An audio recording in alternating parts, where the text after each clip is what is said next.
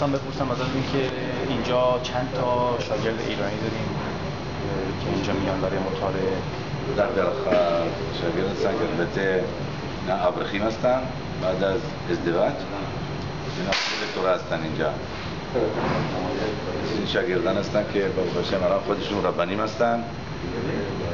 از 20 سال پیش که از ایران اومدن میخواستن برن برای کسب و کار، ولی ما با خودشون زخود داشتیم که بهشون تورا خوندیم و الان خودشون ربانیم هستن که مزدی عربی هستن، خودشون نویسنده کتاب به فارسی هستن، کتابایی که ترجمه میشه به زبان فارسی و موره و راوت هستن، یعنی میتونن خدمت مردم شلوم بین مشبخوت بذارن، بین زن و مرد و تفکیدهای ربانی هستن برای ربانوت و فعالیت بزرگی برای اجتماع ایران. این شاگردای شما یا این افرادی که اینجا هستن چطور که خب اینا خیلی هاشون سربازی نمیدن، درسته؟ و خیلی ها در جامعه اسرائیل از این چیز ناراحتن، شما واکنشتون چیه؟ از کنم خدمت شما و بدونیم در نوشته این رو بریتی یومان و لیله و کد شماین وارس دو سمتی. ما تورای اقدوشا که اسرائیل گرفتیم، در تورا نوشته که بدون مشغولیت تورا اصلا این دنیا معنی نداشت، یعنی بنای این دنیا روی تورا است. آدم ریشون کیبل تورا، زه سفر تولدوت آدم. بعد میدرش شم و ایور، یشیوای اولین یشیوایی که بود یشیوای شم و ایور، اونجا تحصیل کردن خنوخ متوشلخ. این یش با اسم این پیرشرشی اکادوش معنی میکنه متوشلخ، تا اینکه زخود داشت اسرائیل نمیتونستن بیان ارس اسرائیل بگیرن. بعد خنوخ مشغول تورا بود و ایتالق خنوخ تا الوکیم و اینینو که لکف تا الوکیم 300 سنه. بعد تورا دوره به دوره از ابراهام وینو داده شد، کتاب ابراهام وینو حتی میتوت خاخامیم را نگاه میداشت، بعد به ایسحاق میده، بعد به یعقوب وینو قبل از این که میره به تمیدرش شم و ایور به شلوان عرمی ما میبینیم 14 سال کسر از حسابش. خاخامیم فرمودن ایشکاب با مکم او، ولی در بیتمیدرش شم و ایور یعقوب وینو رفت مطالعه تورا کنید. چرا؟ چون اگر میره آدم از خانه ابراهام وینو میره در اجتماع داخل بشه، قبلا باید حاضر خودش کنه برای 14 سال برای آمادگی، برای که بتونه دوام بیاره. یعقوب وینو میدونه بدون تورا هیچ نمیتونه دوام بیاره در این دنیا و این مطالعه میکنه. تورایی که یعقوب وینو یاد میگیره میده به یوسف صدیق. یوسف صدیق بین زکونی مولو پیرشتاشی یوسف صدیق خاخام بود که تمام تورایی که شم و ایور بهش میده و این یوسف صدیق بخور یشیوایه 17 سالگی به بردگی فروخته میشه. بعد از این 17 سالگی که میره به مصر میرسه، تو زندان تو چاه میفته، آخرش پادشاه مصر میشه. چند سال 80 سال یوسف صدیق میتونه تمام دنیا را اداره کنه با خخمای تورایی که داره. همه پروفسورای دنیا نمیدونن که چطور یوسف صدیق موفق میشه سلاطینی که اون وقت مثل آمریکا بود، مصر مثل آمریکا بود و تمام مصر را هدایت میکنه. حضرت سر کلکلا وزیر اقتصاد، وزیر جنگ، یوسف صدیق جنگ هایی میکنه. ولی همش الان با خخمای تورا، ولی همش اینه که قبلا باید خخمای تورا باشه، قوه تورا باشه. اگر یوسف صدیق اون تورا را نمیخوند نمیتونست دوام بیاره در مصر. ما میدونیم امتحان یوسف صدیق چقدر بزرگه. بعد از یوسف صدیق ما میبینیم در شفتیم اکادوش بارخو به موشه ربینو میگه 1000 لمته 1000 نفر که میرفتن برای سربازی، چرا نوشته 2 بار 1000 لمته پیرش رشی 1000 مشغول تورا و تفیله هستن، برای اطلقای خیالیم اون سربازان مشغول تورا. قوه روحانی که میدن از پشت جبهه این بخوره یشیوه هستن و در حتی در دوره موشه ربینو همه نمیرفتن سربازی. شبت لوی نوشته در مصر فرعون میدونه بهشون معافی میده، این شبت لوی سربازی نمیرن.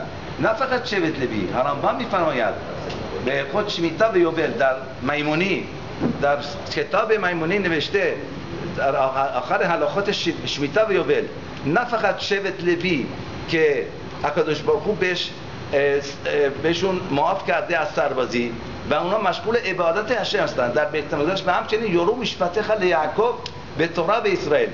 یعنی تمام تلمیده خخامیم بزرگان اسرائیل از شبت لوی بودن که اینا مشغول تورا بودن و تمام چیز این دنیا را کنار میذاشتن و همش مشغول تورا بودن. نه فقط شبت لوی بلکه هر کسی از اسرائیل یا از آدم امت عالم باشه، از سایر جای دیگه باشه و این بره و انتخاب کنه شغل تورا را و بشینه مشغول تورا بشه، رمبان میمونید میفرمایند این هر کدش کدشین بخینت کدش کدشین و کدوش برخو روزیش میده براش افتخار است که مشغول تورا بشه آدم.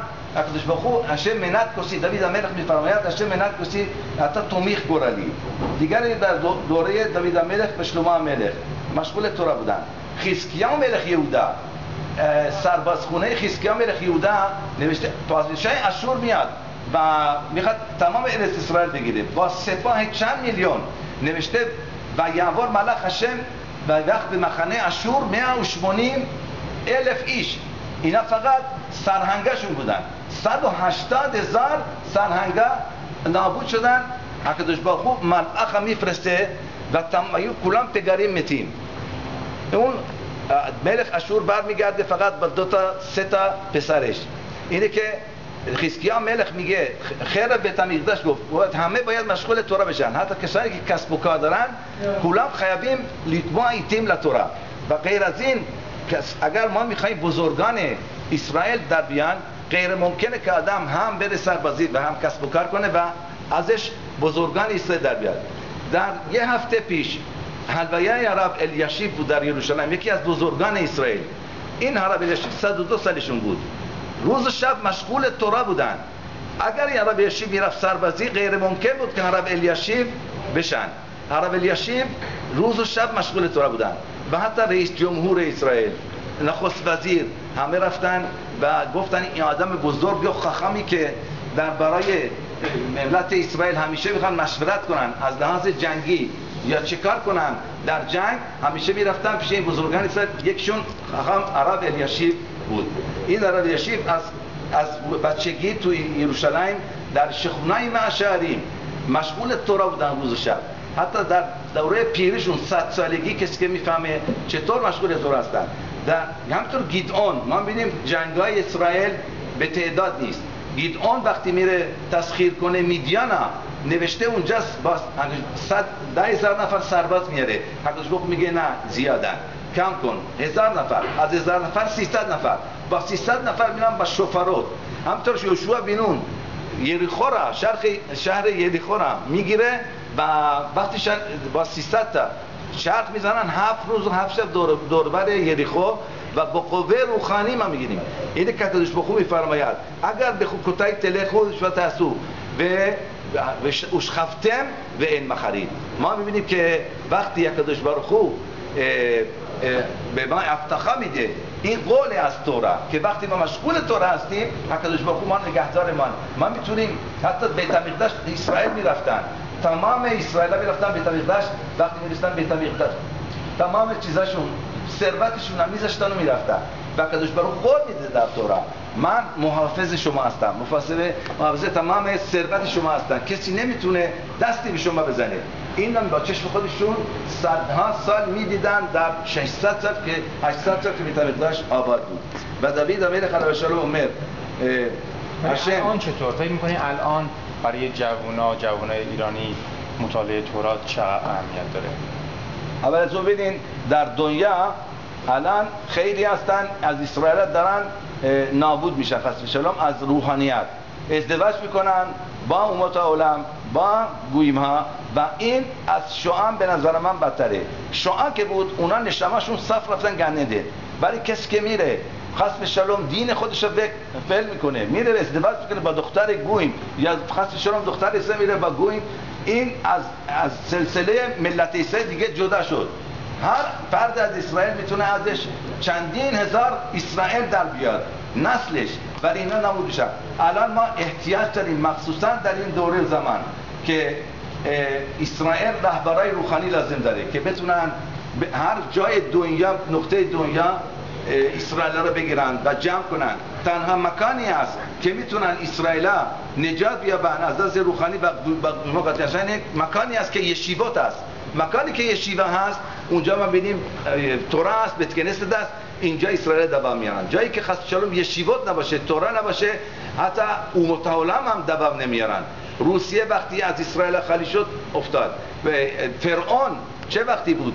وقتی اسرائیل در اومدن مصر از یکی از کوچکترین چیز مملکت شد و سلطنتش از دست داد.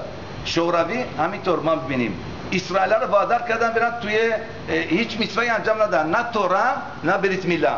در مشهد ایران اسرائیل توی زیرزمین تورا میخوندن، حالا میخوان در ایران اسرائیل با ما گذره کنن، ما را وادار کنن بریم تو غارها تورا بخونیم. در دوره یونانیا با ما گذره کردن که اسرائیل مشغول تورا نشن.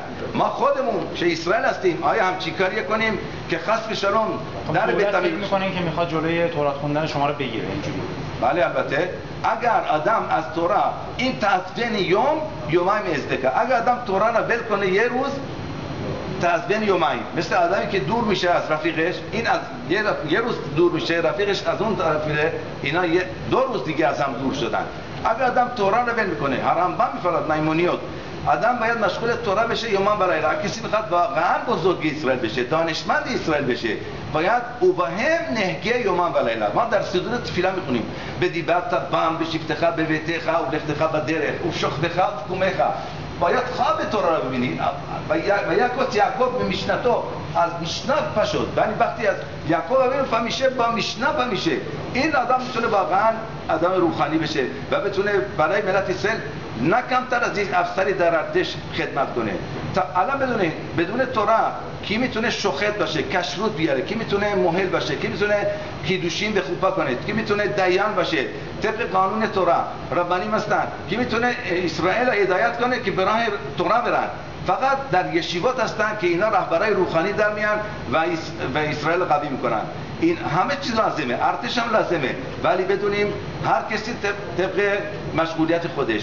در همه چیزی لازمه در دنیا، کفاش لازمه، بسام لازمه، عد فروش لازمه، همه چیز لازمه، ولی این روحانیت ما اینه که بستگی داره به تورا.